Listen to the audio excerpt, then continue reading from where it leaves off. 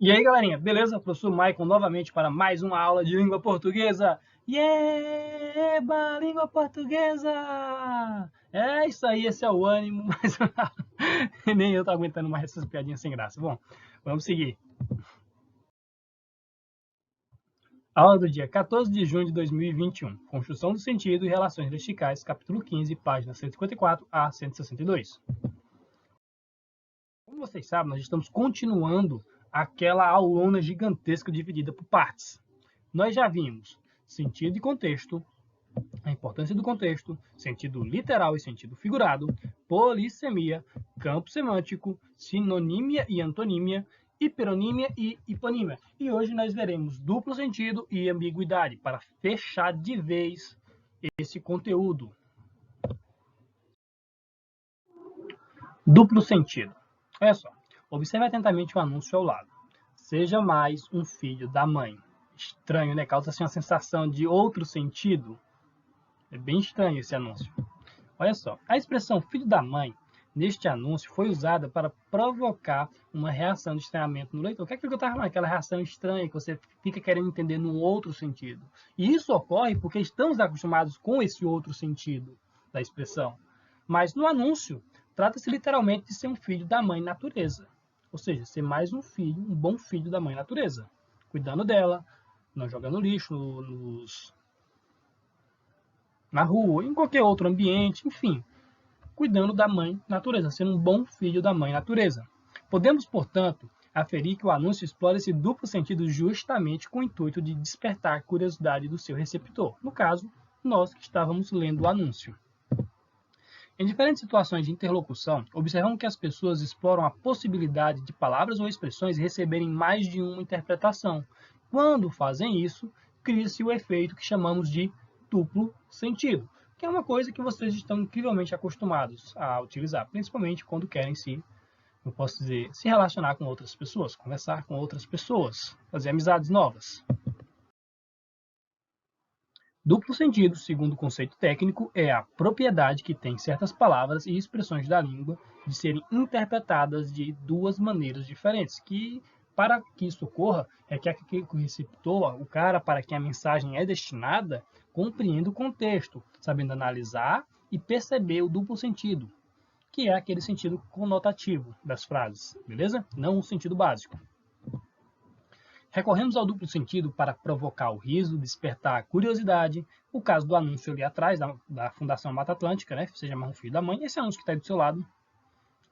Criar implícitos, que é o caso aí também, né? Seja mais um filho da mãe. Se fosse o inverso, o implícito aí, no caso, seria seja mais um filho daquela palavrinha que a gente não pode falar. Enfim, como usuários da língua, devemos ser capazes de reconhecer quando uma palavra ou expressão pode adquirir mais de um sentido, com relação ao contexto.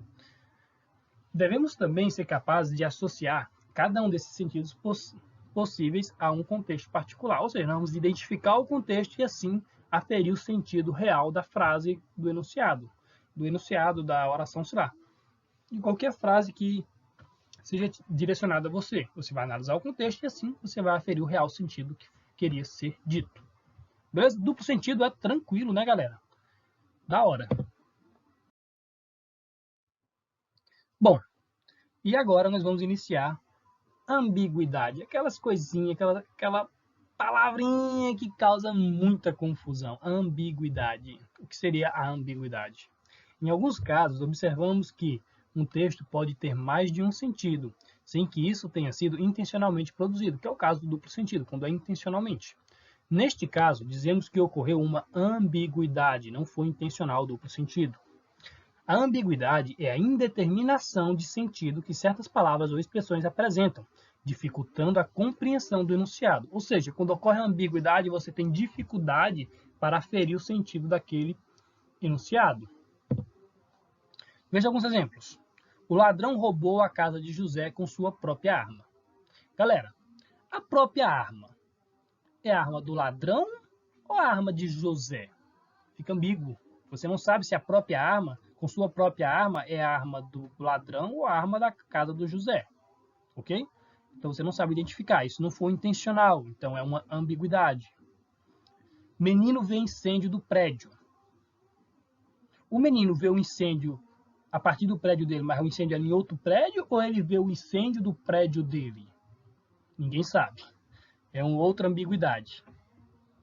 Mantenha seu cão fora dos jardins e recolha suas fezes. Beleza. Mantenha seu cão fora dos jardins, tá ok. Agora, e recolha suas fezes. É para recolher as fezes do dono do cão ou do cão? Ninguém sabe. É outra ambiguidade. Então, esses são 3 exemplos clássicos de ambiguidades, que são casos de duplo sentido não intencional, quando não dá para identificar o sentido real que o emissor quis passar. As ambiguidades podem ser classificadas em 2 tipos. Nas ambiguidades estruturais, que podem ser facilmente notadas, e nas ambiguidades lexicais, que requisitam conhecimento de contexto para identificar os termos ambíguos. Olha só, galera, a presença de passagens ambíguas frequentemente provoca dificuldade de compreensão de um texto e deve ser evitada. Muitas vezes a ambiguidade é criada pelo posicionamento de determinada palavra ou expressão em um enunciado. Observem mais ao lado, ela é um clássico exemplo de ambiguidade estrutural, ou seja, existe uma organização errada do enunciado, das palavras dentro do enunciado. E se a gente corrigir essa ordem, a ambiguidade some. Olha só, receita de doce da avó de chocolate. Estranho, né? Porque você tem a impressão de que, como eu posso dizer, a avó é de chocolate. E não é uma receita de doce de chocolate, mas sim uma receita de doce da avó que é feita de chocolate. Olha só, a chamada do site de receita parece sugerir algo absurdo, a existência de uma avó de chocolate. Após o substantivo avó ali no site, ali na imagem, você cria a possibilidade de que o chocolate esteja determinando a matéria de que é feita a avó, como em anel de ouro. No caso do anel de ouro, o ouro é a matéria da qual é feito o anel, que é o mesmo caso ali da receita de doce da avó de chocolate. Seria chocolate a matéria da avó. Sacaram? Mas isso aí pode ser facilmente organizado e corrigido. Se você, por exemplo, botar assim, ó, receita de doce de chocolate da avó. A intenção do autor da chamada, logicamente, é muito diferente. O que ele realmente desejava é informar que vai apresentar uma receita de vovó para um doce de chocolate. A diferença de interpretação é muito importante, porque muda completamente o sentido do que se pretendia dizer, que é o caso aí, né?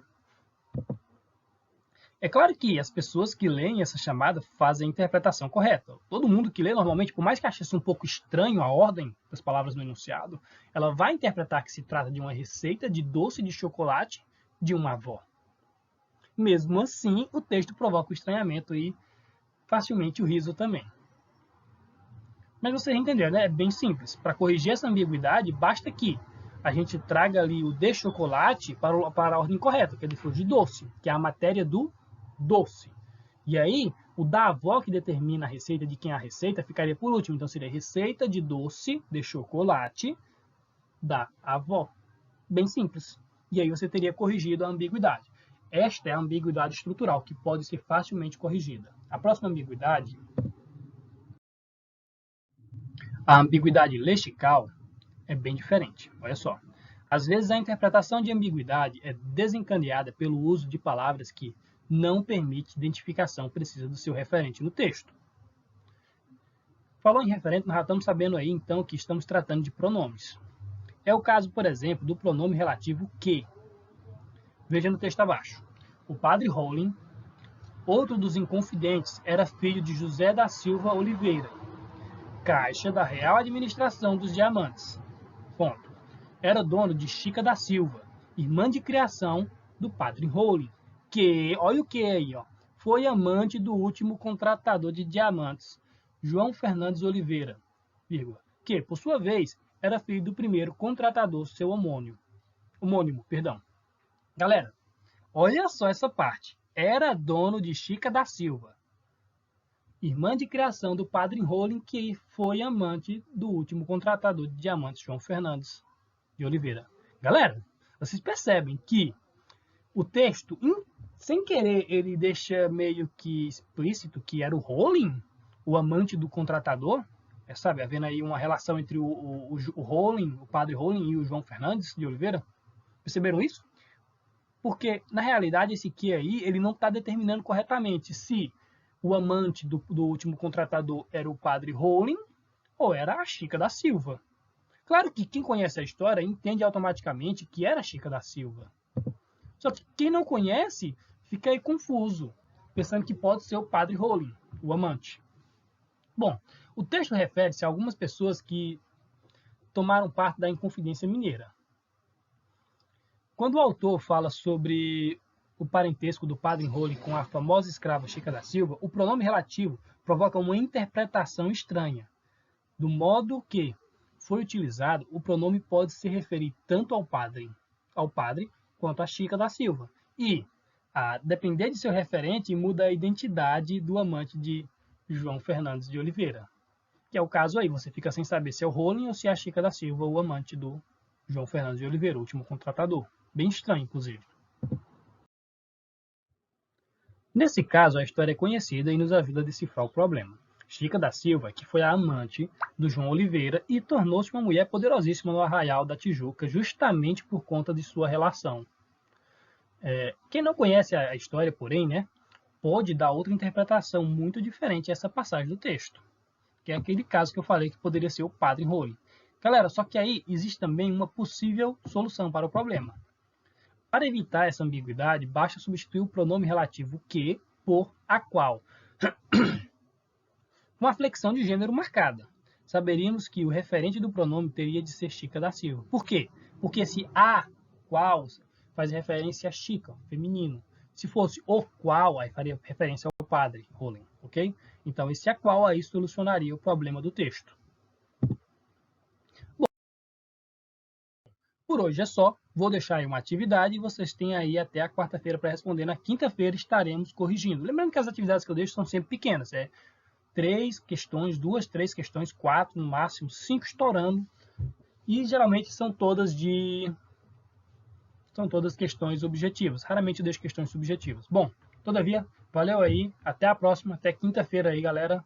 Bons estudos.